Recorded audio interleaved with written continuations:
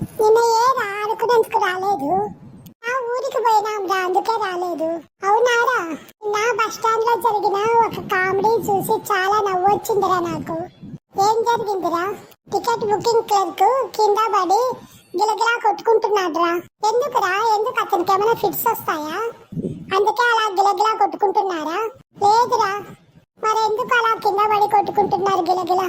నేను పక్కన వాళ్ళను అడిగాను, ఎందుకు టికెట్ కలెక్టర్ అలా కింద పడి కొట్టుకుంటున్నారు అని. అతను చెప్పిన విషయం విని చాలా నవ్వొచ్చిందిరా నాకు.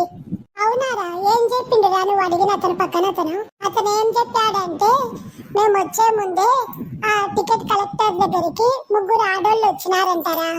అవునా? ముగ్గురు ఆడవాళ్ళు వచ్చి టికెట్ కలెక్టర్ తో ఏం మాట్లాడిండ్రు?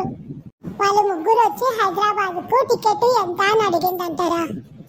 మనకి టికెట్ బుకింగ్ క్లర్క్ ఏమన్నాడు?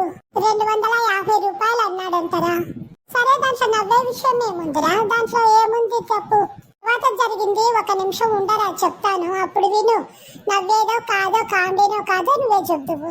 చెప్పరా, ఏం మాట్లాడిండ్రు వాళ్ళు? ఒక మనిషికి టికెట్ బుకింగ్ క్లర్క్ 250 రూపాయలు అంటే ఆ ముగ్గురు ఆడవాళ్ళు కలిసి ముగ్గురికి కలిపి 200 రూపాయలు చేసుకోండి అని వెంటబడ్డారంటారా. ఇదేంద్రా, అట్లా అతను వెంటబడ్డారా వాళ్ళు? దానికి ఆ టికెట్ బుకింగ్ క్లర్క్ ఆ రకంగా అయిపోయిందంటారా. పక్కన మనిషి నుంచి కనుక్కొని నాకు చాలా నవ్వొచ్చిందిరా. ఇప్పటికీ ఏంద్రా జనాలు ఎక్కడ బేరం ఆడాలో ఎక్కడ లేదో ఏమి తెలియకుండా ఉంటే ఎలారా?